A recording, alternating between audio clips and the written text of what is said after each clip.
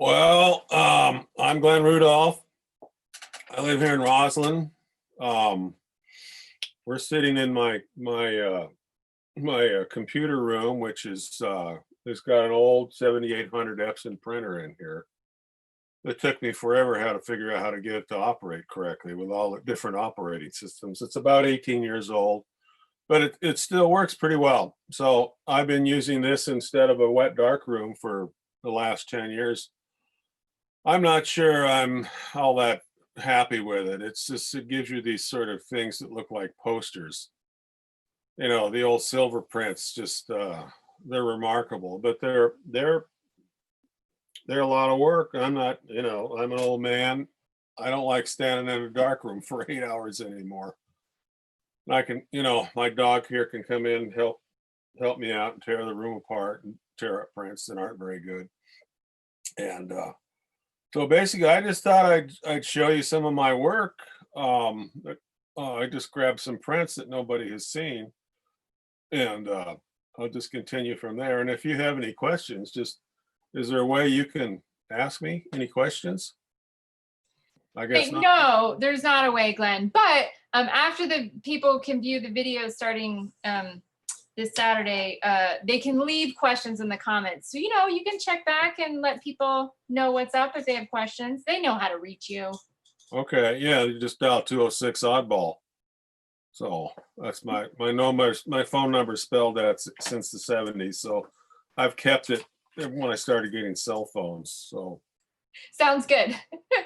but anyway, I've got a stack of prints I can show you here, and I can talk about the work a little bit, and hopefully not bore too many people to death. But as I said before, these are all digital prints, and it's to get light to come out of your digital print, you got to print it about 15 times, and then suddenly everything comes together. It looks the same on the screen. You make these tiny little measurements changes and density changes, and it's sort of like drawing with a number 5 pencil on a piece of slippery paper. You can hardly see it. That's, but if you keep working at it, you'll eventually get there, get the scale right, get the sense of light coming out of the paper. And this is kind of what I work for. So I go through a lot of ink and a lot of paper, and I throw most of it away. And occasionally, when you hit it, you just save it, put it in your picture file, and hopefully paper doesn't change too much the next time you print it. But that isn't often the case. Quite often, everything's different 5 years later, and you got to start over again. So, with a silver print, you always get something that looks good, but you have with the digital scanned images, you can move them around any way you want. And I used to think photography was sort of some semblance of reality, but I've decided it's all a bunch of baloney. And everybody sees light different. Some people don't see it at all. I remember when I started noticing the difference between light and shadow when I was about 20. I started studying Rembrandt, and my eyes just opened up, and I never looked back.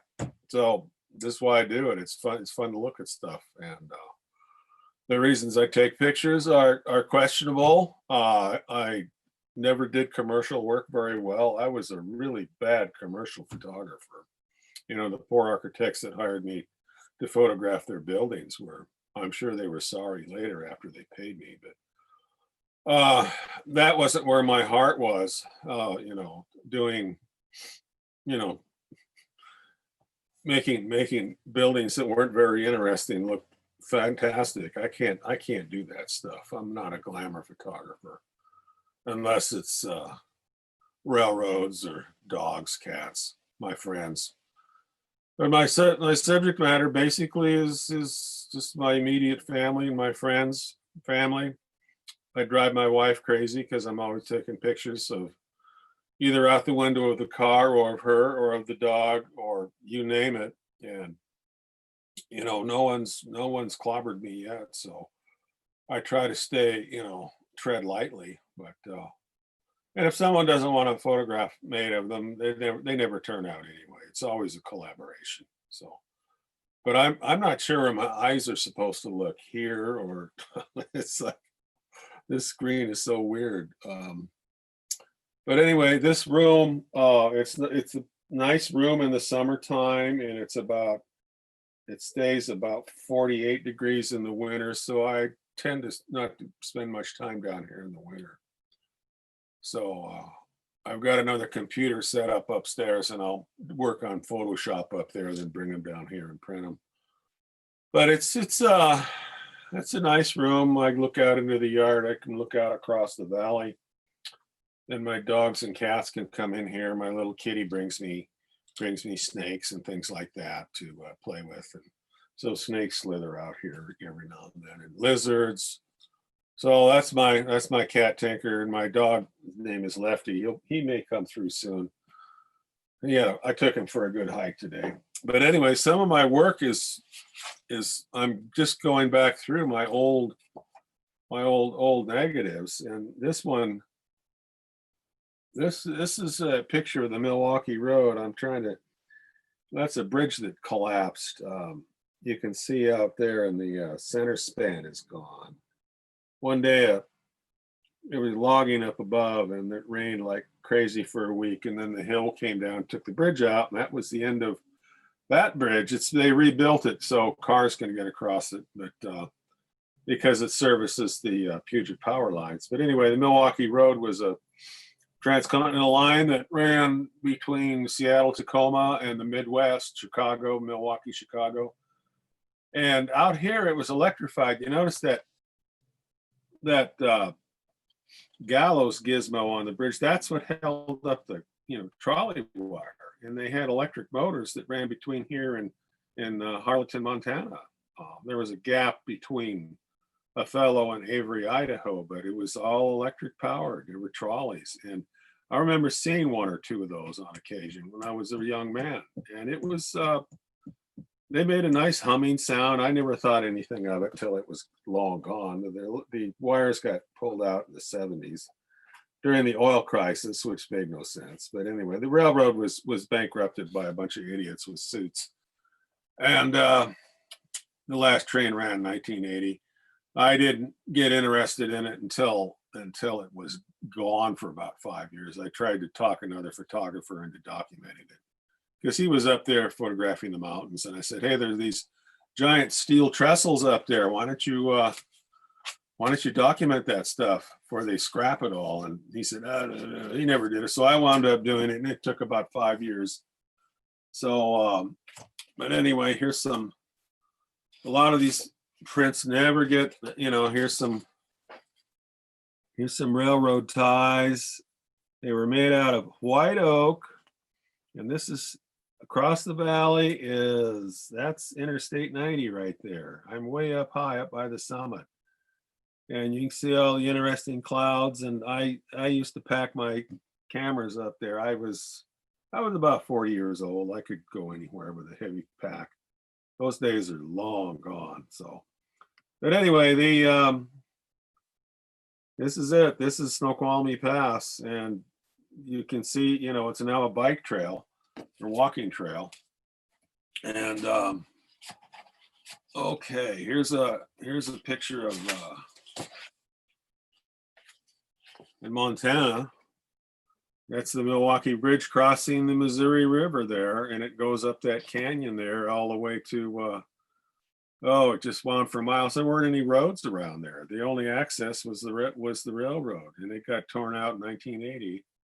Ted Turner owned all that property up there, and I knew a guy that knew the farmers, so we drove the grade, and I documented everything as we went along. But this was a really spectacular town of Lombard. There is nothing there. My friend, retired engineer friend, went to school there. He was born a couple miles from there, up in a little canyon called Deer Park. So anyway, but you can see the light. This is Montana. This railroad here is the Northern Pacific. They crisscrossed right there and went different directions, even though they both were heading east. So it's kind of hard to believe how a railroad can just vanish, but well, it did. So we got more pictures here. let's see, this is near Butte, Montana. This is where, let's see, this is where several railroads crisscrossed the Butte Anaconda Pacific. This is the Milwaukee Road, and off to my right was the Northern Pacific. That's all Burlington Northern now. But anyway, I just took a couple years and just studied these interesting places along the line architecturally, and this is you've seen this picture before in one of your shows, the collapsed trestle. It's the same, yeah, same one. I photograph these things, you know, several times. I never can hit it on the first crack. So people say, well, you must not be very good, and I say, that's right, I go through a lot of film. So I don't know, the light's always different. This was shot in complete darkness. I opened the shutter and just, you know, waited for about a half an hour, and there wasn't much on the negative. So but technology has enabled me to pull this stuff, this very faint bit of silver on the negative, and get an actual picture of it. So, but I got there the day it collapsed. So you know, right place, right time, wrong camera. I was using an 8x10 that weighed, you know, 30 pounds. So we got more here. This is here's the here it is from down below on a spring day after, and they had just cut the rail across the span there. And I heard, when I was down in my car down on the highway, the old highway, I heard a huge crash, and that's when they torched it. And I went up, and you can see a bulldozer right here. And anyway, these are all going in a book. Hopefully, and here's the that funny picture where they all crisscross in Montana. This is the other side of that rock. Really, really interesting landscape. And this creek was polluted from Butte, Montana. I would never stick my finger in that water. Boy, it was that town was really polluted back when I photographed this stuff. But I would just show, you know, go off in my truck, and I'd park here overnight and wait for the light and then move on. I was working full time at the time, and so on my vacations, I would instead of going to Disneyland, I'd go to Butte, Montana. So I've never been a Disneyland guy, but anyway, it was fun. I'm going to start doing it again. So we got more here. I just grabbed a big stack of prints here. Oh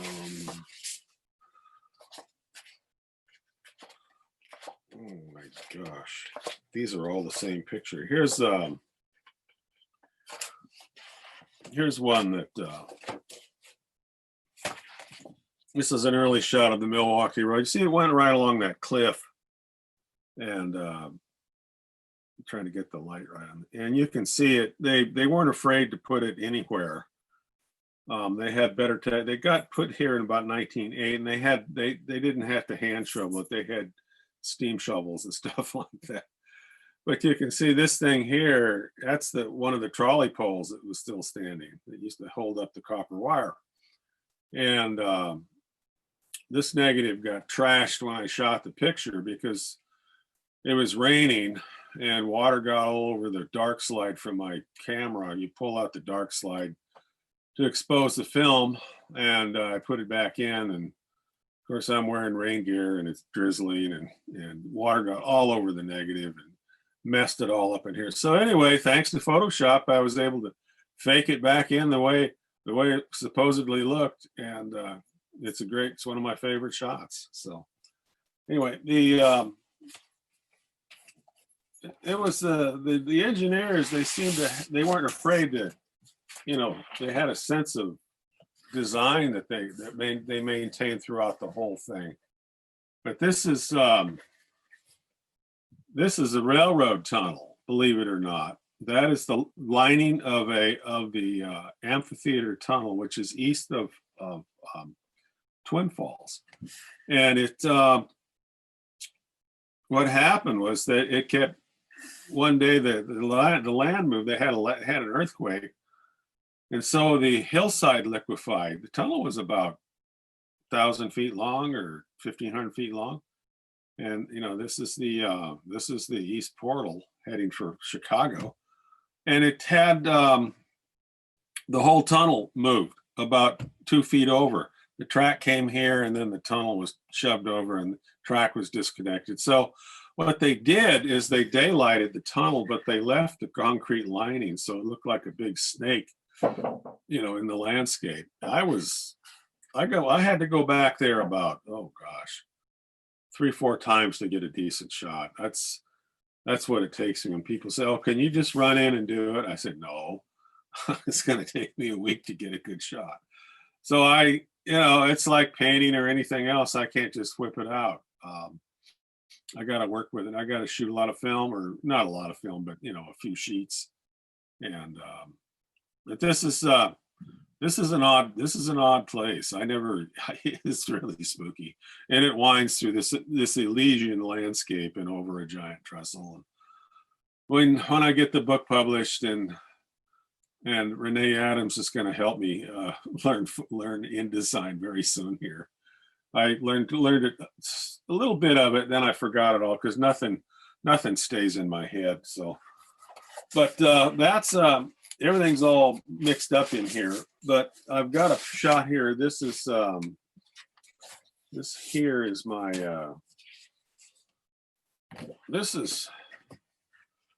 that's a collapsing logging bridge. Nothing to do with the railroad. Railroad project is over, and I started hiking again. I'd hiked when I was in college and high school. I was, you know, loved to go hiking and fishing and backpacking, and you know, drive through these little towns like Roslyn, where I live now, and go to these exotic lakes like Tuck and Robbins lakes. And I just never thought I'd live here. That's sort of a miracle.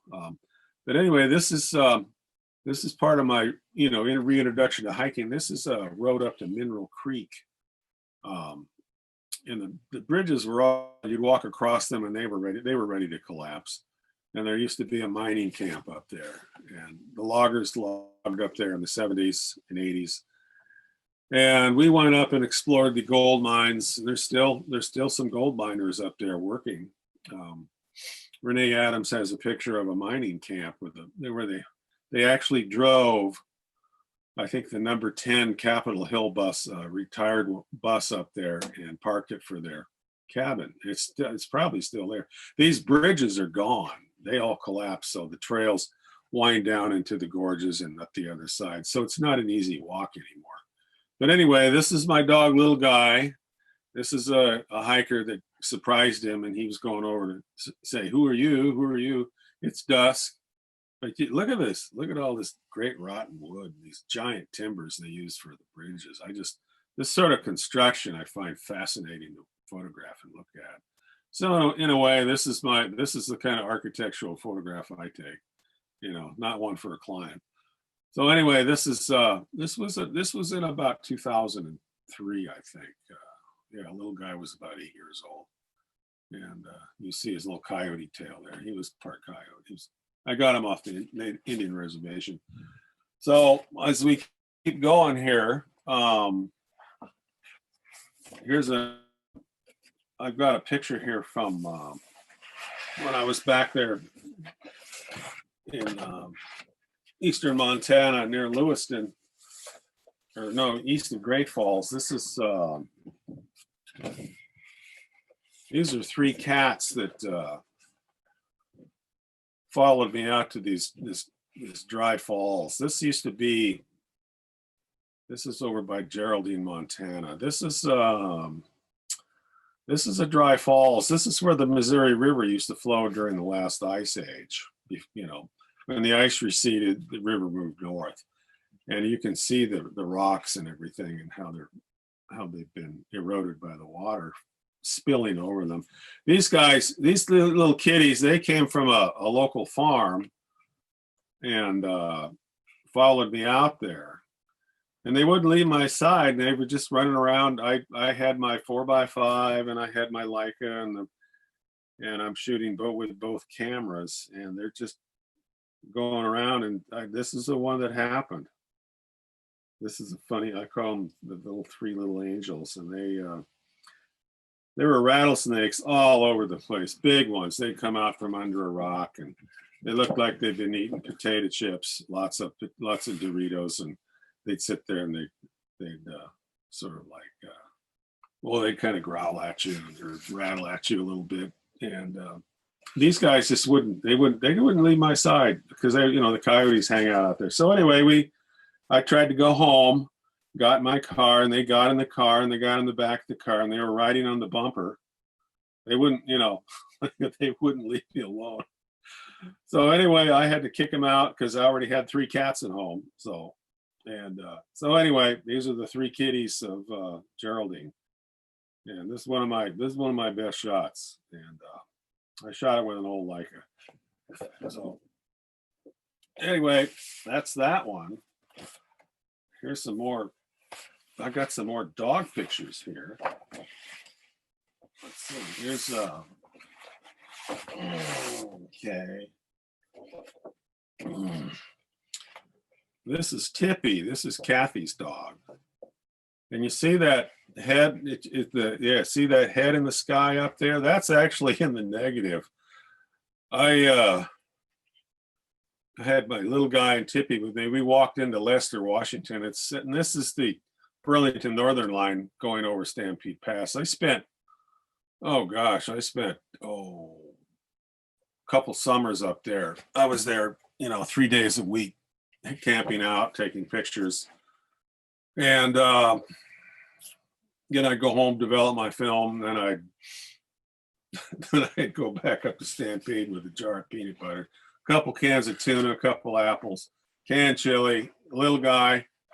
And we'd be up there 3 or 4 more days fiddling around, just hiking around, taking pictures, and got to know the area pretty well. I haven't been back for a long time, but anyway, the clouds do some funny things up there. As you can see, that is in the negative. It's a face, and I look at the negative, and oh my God, it was there for about 2 minutes. I shot a couple negatives frames of this, and then it was gone. And then I had it hanging in my darkroom for about 2 years. I didn't think it was any good. I don't know. I just had it hanging, and it got scratched hanging up, so I had to digitalize it rather than make a silver print. And it's but it's pretty straight. It's just this is what the negative looks like. And I developed it in one of my super developers that retains highlights and stuff, so you can see how everything in the white cloud is separated. Well, that's done with alchemy and an old developer that you got to mix from scratch. But that's how I retain the sky values in most of my pictures. And this is Tippy, and she's looking up at it, and there's no trains right then, but the light popped out, this sort of soft light, and this is one of my favorite shots. It's pretty lumpy and negatives damaged, but it doesn't make any difference. It's a powerful image, so at least for me. And here's another, let's see, we got another dog picture here. Here's my old blade dog Magpie. Let's see, yeah, here's Magpie. And we're at, she's all blissed out. This is about a year ago. And we're at Royal City with our Democratic propaganda booth, selling Social Security and Obamacare and things like that, electricity, irrigation, things the Democratic Party built, things like Grand Coulee Dam that everyone has forgotten about. But this is in Royal City, and Magpie would just love these when we'd set up the booth, because everyone would come by and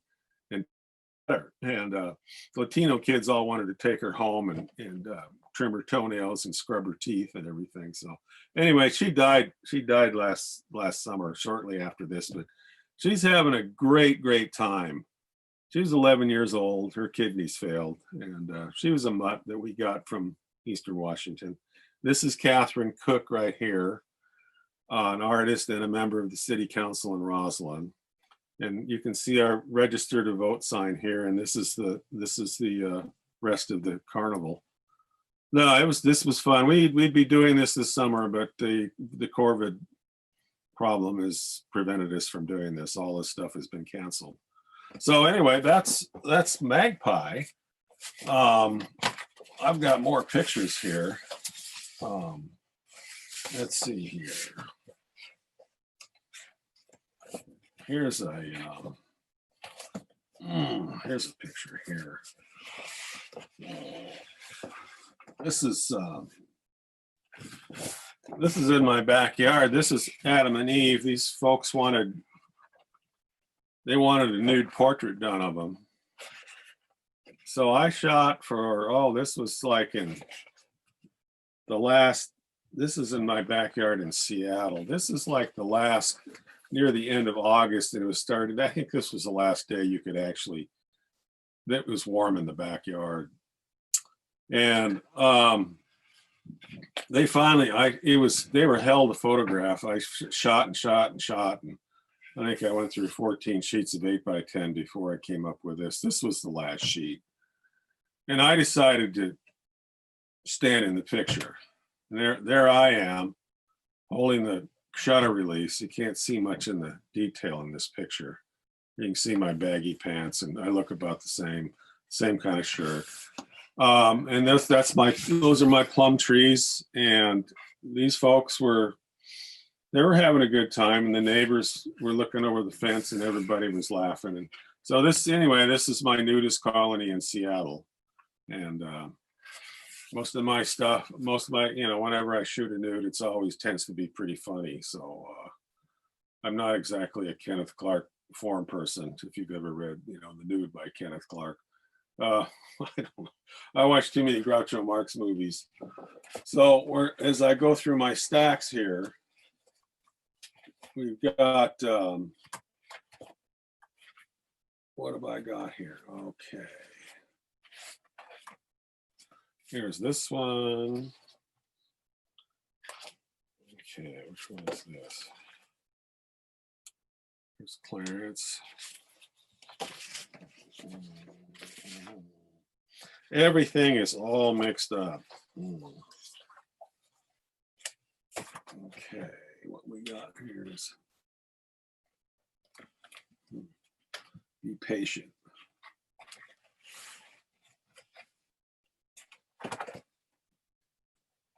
Okay, here we go.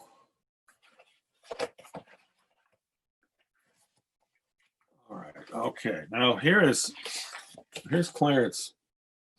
This guy worked for the Milwaukee Road. He was the section foreman. He took care of the track between Kittitas and Beverly. This is I'm trying to remember his name. Clarence Rasmussen. He's a really sweet man. I bumped into him. The tracks were gone. The station is back in here. You can't see it too well in this, right back here. And the railroad yard was out here. He's just standing in his backyard. When I photograph people, I just say, well, just stand out in your backyard. And I just point the camera in their direction and get a shot. So, but anyway, this is an example of how I sneak up on people and grab their picture. Basically, it's a collaboration, and they're really nice. You got, with this 8x10, you've got these gigantic negatives that are just huge, and they have all this detail. So if you ever want to, you can make a print that's this big. You could make a print as big as a side of a building. In fact, I've got some that are 80 feet long. If you ever get to Seattle, you can go to the Chinook building, which is the second King County administration building. It's just south of the really ugly one that they got between 4th and 5th Avenue. Mine's down between Jefferson and it's off Jefferson, but I got a picture there that's 80 feet long, and it's sharp, and it's all there. And it was shot with a 120-year-old Zeiss lens on my 8x10 on a drizzly day. Shutter was open for a minute. It's clear as a bird. And it got transferred to black polished granite. You see it in graveyards now. and it flew. It's really a nice, it's a beautiful shot. And so it's on the side of the building, cropped really strangely. And they've got stuff on the north side but one of them's 20 by 27, the other's about 56 by 10. And the 20 by 27 is all there, and it was shot with a $50 Rolleicord. So you don't need fancy equipment to take good photographs, I'm finding, or I found out as I got younger. And anyway, this is one of our hikes up to Squire Creek Pass up behind Darrington. We almost moved to Darrington because Catherine's dad was a dad, you know, was a logger, and his ghost is in the bar up there. So we thought we could go drink beer and hang out with Tom Cook. But anyway, since it rains there, we accidentally wound up over here. And but this is one of the going up the back way to one of the big mountains there, Three Fingers. And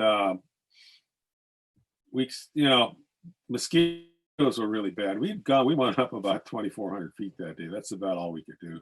This was like 17 years ago. And Catherine had on her mosquito net because the mosquitoes were bad. The little guy he's right here scratching fleas. Yeah, you can see him right there. And so anyway, and the duff was all burnt, and I figured, well, someone screwed up with the campfire, but then I realized later it had one time been a lightning strike. So anyway, this is kind of where we turned around. We got up into the snowfields, and it was snowy and slushy, and then we turned around. But it was it was a wonderful hike. And I just always carry a camera, and I had my little 35 pea shooter with me, and I shot this thing. And I make 24 by 36 prints, and they're clear as a bell. So this is, this technology, I'm happy with it. It keeps me pleased. Anyway, this is a fun picture, and she's all the way this is old. I'm using older East German film, and it does this amazing stuff in the highlights that I can't get from Kodak film. It's got a different look, and so this is one of my magic snapshots. Everything I do is a snapshot when it comes right down to it. But anyway, there's a shot of my framer in Seattle, who was every now and then would just show up and say, "Well, will you take my nude?" I said, "Okay." This is her 39th birthday, and this is on the equinox of 1989, and it's raining, and it's about 5 o'clock at night. It's November. It's very dark, and so she's, I just set the camera up and point it and take a few shots and let her do what she wants to do. But this is my old backyard, and as you can see, it's all overgrown, and it's like, this might have been I think this was 89, or either 91 or 89. I can't remember. It's the only way I can remember is by looking at the box where the negative is.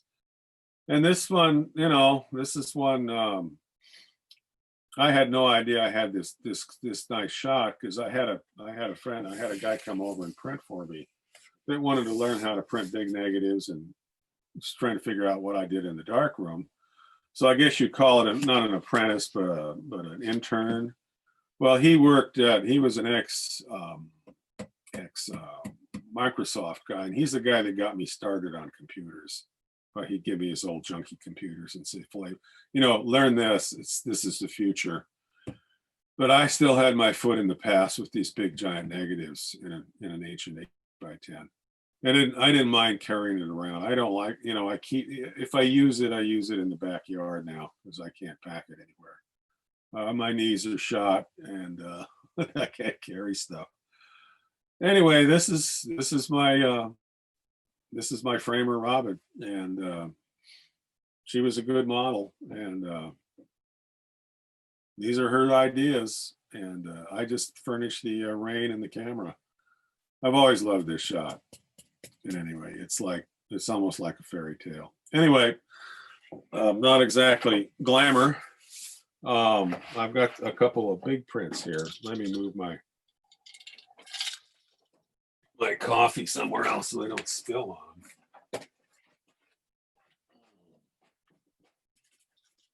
Out to here. These are, this is the size. I like to make them about, this is like 24 by 30. Yeah, these are guys playing golf down at Desert Air. This is like 1999 or 98. See, I'm just getting around to start printing these negatives that I think are quite funny. I shot this, I suppose like 5 frames, 5 8x10 films, and 1 color, 4 black and white. The color didn't turn out. It looks great, but somehow the guys are in the right place, and that's National Water Gap back there. We're looking kind of northwest up towards Beverly and Vantage. This is just a funny picture, just a dreary fall day, and I was just camped out for a couple weeks, and so these prints are fun. They're fun to make. They're fun to pin up and look at. I don't, there's no exhibiting anymore. Galleries are gone. They're shut down. So I just do it for fun and look at it. And I was using cheap cut rate film, and it was just fine. I always find some magic potion that'll make it work. And this is where, digital, I'm still not sure about it. I fiddle with it, and it very seldom it turns out. But anyway, these are these 2 prints. Let me go grab a few more. If I can show you some negatives here. I don't know how they're going to look, but let me grab one here. Get this stuff out of the way. I don't want to bore you with all this stuff, but here's I've got some propaganda pictures here that I've got to show you the propaganda here. Okay, everything fell on the floor. It's okay. Oh, the dog won't eat it. This you can see this up in the Democratic headquarters in Ellensburg, and this was a freight train that had the most beautiful graffiti I'd ever seen, and it sat there for 6 months, and I began studying the graffiti and taking pictures of it. Some of the best painting I've seen in a long time. And this was taken on a snowy evening. And so what happened, I decided to paint on the negative on the computer. We were trying to figure out ways to get out the vote. So let's do a vote train. So I did the graffiti, and then I gave we decided to hang it up at headquarters, and they said, well, you're going to have to put a disclaimer on it saying it's digitally altered, because you don't want to promote vandalism. Democrats aren't vandals. Well, according to Trump, we are. So anyway, it doesn't make any difference anymore. But so anyway, that's anyway, here's let's see, I've got but you can see these are some of the mini prints I make to get it right. And this image, this particular one, I haven't gotten it right yet. I shot it probably in 2005. I'm still fiddling with it. So that, that happens. But anyway, let me show you some negatives here. I can, before I show you a negative, I'll show you this thing here. This is, you recognize that picture? It's hanging in the gallery right now. I made a postcard of it last summer, and it only took me 15 years to actually make a print of it. It takes me a while. So anyway, this is Mrs. McKee, and I would stop by her place and chat with her every now and then. And by the time I got a print made for her, I dropped by and the house was gone. Everything was knocked down. The garden was gone. The world was a different place. So anyway, let me show you a few big negatives here.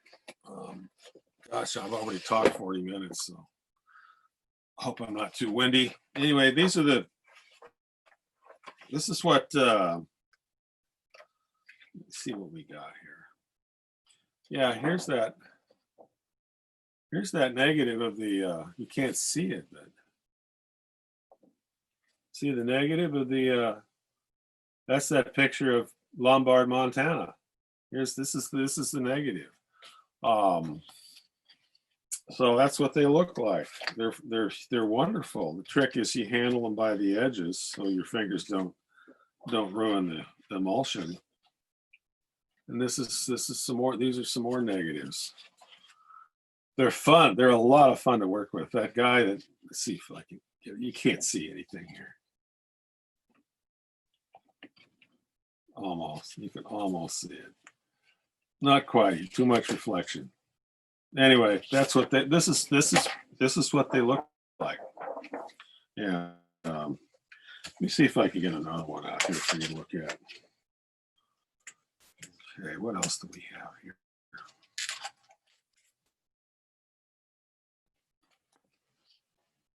I'm trying to. No, it doesn't work.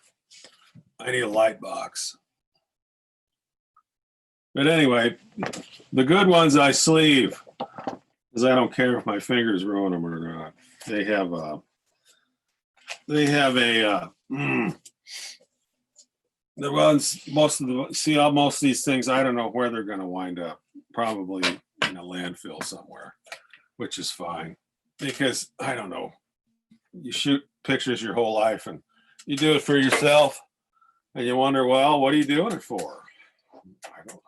It's just, some people play golf. Some people fish, some people, I was out taking pictures this morning of my dog. So I saw some stuff today I had never seen before. So it keeps my eyes clear and sparking on the world. And as long as I'm doing that, I'm happy. If I'm not doing that, then I'm not happy. So, but I used to go shooting and camping just about every weekend when I had one of those things called a real job when I was under 50.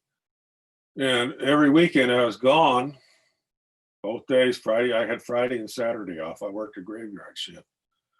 And I was a negative cutter in a motion picture lab in Seattle. And, we worked on the features that came through and all the other sludge that came out of the machine for advertising and stuff like that.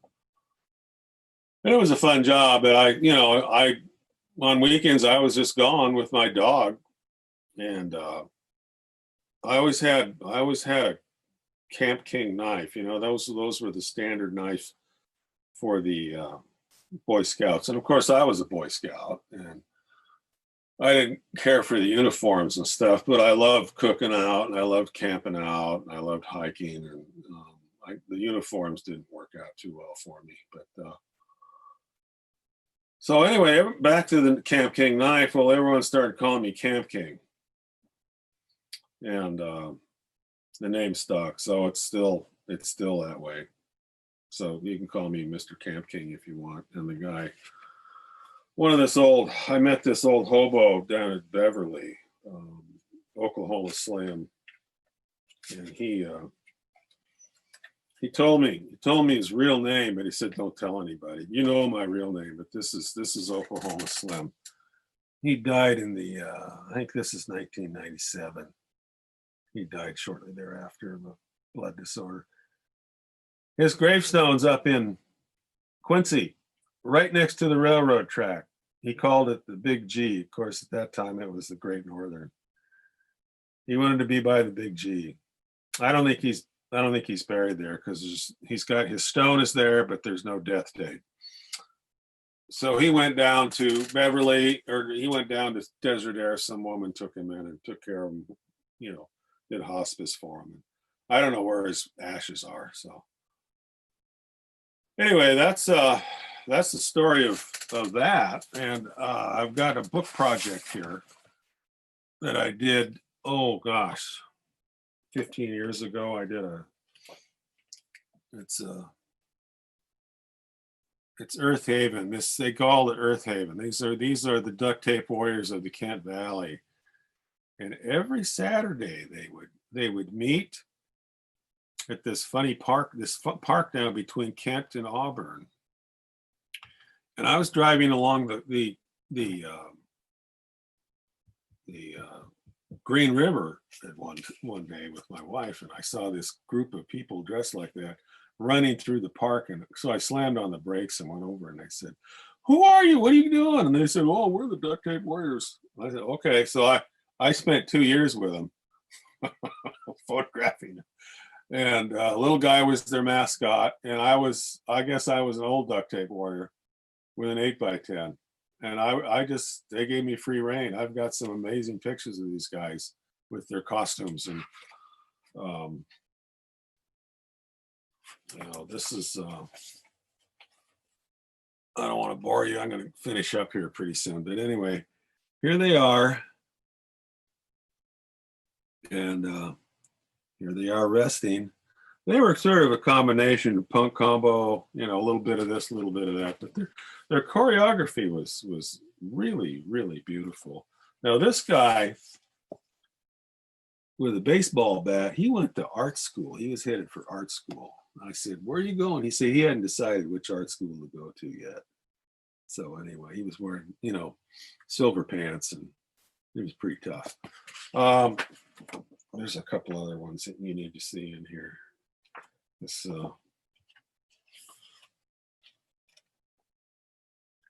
there you go, the red blanket.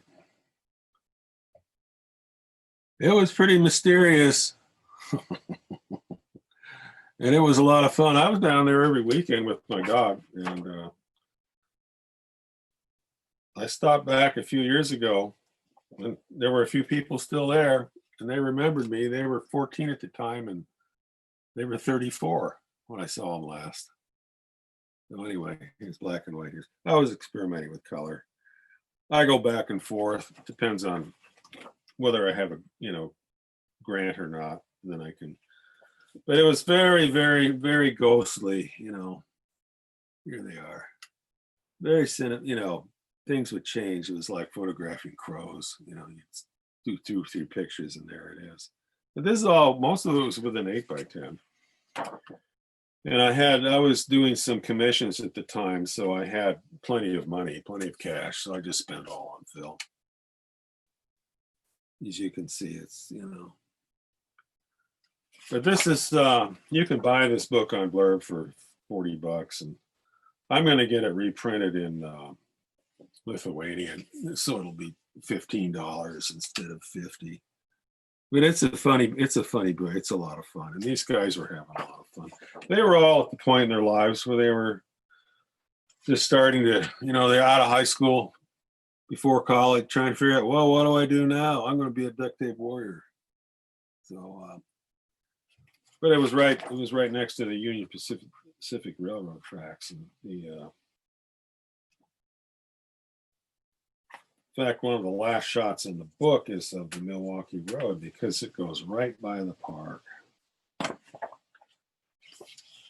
There's the Milwaukee Road. And here's a guy with his devil girlfriend. She has wearing horns. But, people say, how do you take pictures of people? I don't know. I just walk up and do it.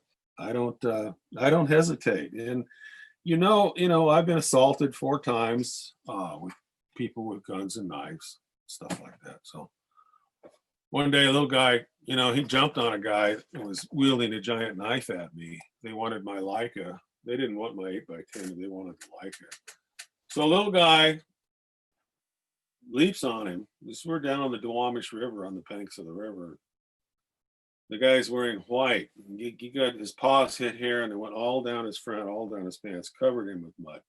The guy put his knife away and left. So, it's always nice to have a dog with you when you're in a tight situation. So anyway, that's my that's my story for today. Tomorrow will be something different. If we were over at my darkroom, it'd be completely another story for another time. So, but anyway, thank you I hope I didn't bore you too much, and you can always reach me at 206 Oddball if you got any questions. And I've got a lot of paper stashed for silver printing for when this thing breaks down. I don't think I'm going to buy another one. This one was my swaps, you know, it was somebody's throwout, and I got it working. But what else can I say? Life is good. Photographs are fun. If I'm not having fun, there's no point to it. And the future, we'll all survive this stuff. And don't forget to vote. You know who to vote for.